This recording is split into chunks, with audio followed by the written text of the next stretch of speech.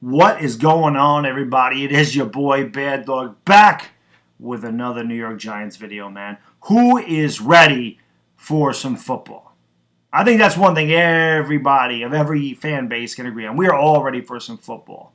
Now, from the time Tom Brady and the New England Patriots raised their 6th Lombardi at the beginning of February, every day that went by seemed like it took forever. But now you look back at it, in 5.5 months, go on just like that. Rookies report tomorrow, and everybody's going to be excited. Whether your team is projected to be good or bad, whether your team was good or bad last year, everybody's excited for the new start of a football season just to see what the new players can do on each team. Now, going in with the New York Giants, there was 2 videos that I really wanted to address. One was the secondary, which we took care of a couple of days ago. We went over that. And in this one, I want to talk about the wide receiving core. Giants fans, what do you think? Do you think that this wide receiving core can be better or as good as it was last year? Now, obviously, the glaring omission in this wide receiving core is Odell Beckham. There is no questioning Odell Beckham's skill set. He's one of the elite receivers in this league. His talent is unquestioned. The guy is phenomenal. He's an incredible athlete. He's electric. He is dynamic. He can take a 4-yard slant, take it 80 yards at a house. He has top-end speed. His catch radius is one of the best in the league. He's got great hands. He's a highlight reel every time he touches the ball. There's no doubt about that. We are going to miss that presence in the wide receiving core without a doubt. But does that mean that the wide receiving core in the passing game will be worse? Without it. Let's look at Golden Tate to start. Golden Tate is 31 years old, but Golden Tate is a guy that has led the league in missed tackles or having tacklers miss him since 2014. So when he gets into the secondary, he's a very slippery guy. He brings a veteran presence to the clubhouse. He's a guy that's been around, and he's a guy that can still play. Now, last year, before he was traded to Philadelphia, Golden Tate was on pace for a 1,000-yard season. Of course, he got traded to Philadelphia, and it didn't work. A lot of times when a receiver goes to a new team, it's hard to build chemistry with your starting quarterback. You have to learn the quarterback. You have to learn a whole new playbook. You got to learn your teammates. It's hard to build chemistry just in practice with your quarterback. And then, of course, at the end of the year, Wentz was hurt, and he had to build that chemistry with Nick Foles. So he just really never fit in with Philadelphia. Now, going into the Giants, Golden Tate has the whole offseason to get acclimated to his teammates and his coaching staff and the playbook. He's got the OTAs, the mini camps, the training camps, the preseason games. He's going to have all that to build that chemistry with Eli Manning and his teammates. So I think that Golden Tate can definitely be an effective wide receiver. Now, he's not going to come in here and be Odell Beckham. Let's not be crazy. He's not going to put up Odell Beckham numbers here. But I do think that Golden Tate could have 60 to 80 receptions and about 700 to 900 yards. If he has a really good season, he could eclipse 1,000 yards. I don't expect that from him. But I also think he could get between 5 and 8 touchdowns. I feel like he's the type of guy that can just bring it every game. He's a consistent guy. He works hard. And like I said, he's a veteran presence with a young receiving core, and we need that. We need these guys that can be leaders on and off the field. I feel like Golden Tate brings that. I feel like Golden Tate could have a very solid year for the New York Giants. Again, he's not going to fill Odell Beckham's shoes. Let's not be crazy. Let's not kid ourselves. But he can definitely be a solid receiver, and he's definitely going to contribute to this team. Sterling Shepard is another guy I want to talk about. Obviously, Sterling Shepard, I am very high on Sterling Shepard. I have been. I always watched him at Oklahoma, man. I was a huge fan of Sterling Shepard, and he was amazing at Oklahoma. Now, with the Giants, he's been very up and down. He's been very inconsistent. This guy has shown flashes of brilliance. I remember a few games against the Eagles, he just killed it. He's a guy that definitely has an incredible skill set. He's a great route runner. He's got better hands than he's shown. He's got to clean up the drops. He's dropped a lot of passes in his career with the New York Giants. I don't know what that's about because he didn't do that at Oklahoma. He's usually a very good, a sure-handed receiver. But I do feel like now that he's got the contract, that's not a distraction anymore. He knows he's here for the foreseeable future with the New York Giants. I feel like Sterling Shepard will take the next step this year. I feel like Sterling Shepard can get 1,000 yards receiving. I think he'll have between 70 and 90 receptions. He is going to be the number one option for the New York Giants. Again, he's incredibly athletic. He's not a top-end speed guy, but he's definitely right in the middle of the road, about a 4.45 guy. He definitely has some speed. He's elusive in the secondary. And he's a guy, again, that can take a quick slant and turn it into a big gain. He can make tacklers miss out there in the secondary.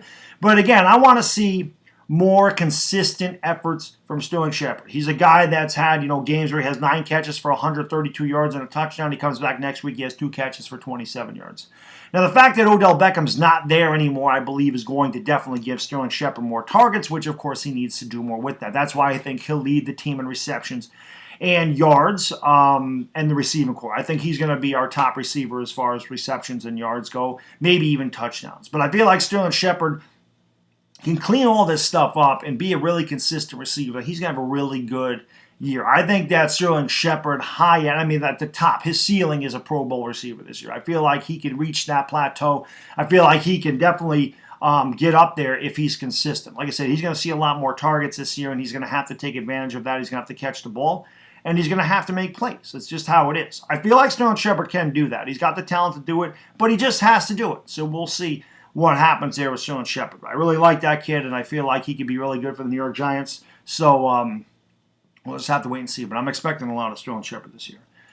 The third receiver I want to talk about is Corey Coleman. Now, Corey Coleman, for whatever reason, has bounced around from team to team. I really don't understand this. He was fantastic at Baylor. He does have top-end speed, and he's going to be a big part of what the Giants do on offense.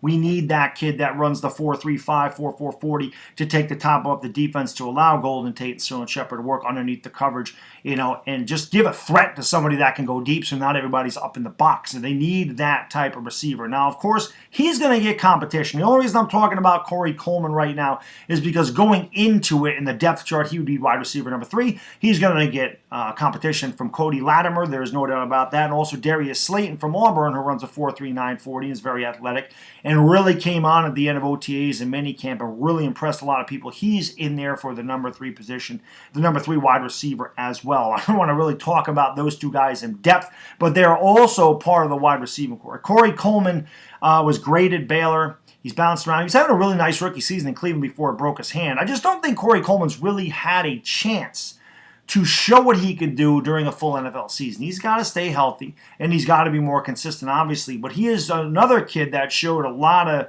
flashes of what he could do there at the end of last year. Now, again, this is a kid that's going to have he had the whole offseason. He's going to have the whole training camp. He's going to have the whole preseason. You have everything to learn the Giants playbook, to build that chemistry with Eli Manning, to build the chemistry with his teammates, and to play a lot better.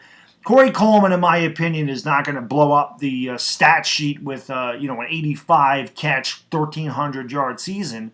But I do think that Corey Coleman can be a deep threat, and I do think you're going to see Corey Coleman have an average of about 19 to 20 yards of reception. I definitely could see him doing that, but he's probably a guy that's going to catch about 40 to 45 passes, and he could definitely have 800 to 900 yards in those passes, but he's the guy that has to take the top off the defense, without a doubt. And again, he just never really seems to have had a chance. He's a great kickoff returner as well. He's definitely going to help in that game, without a doubt.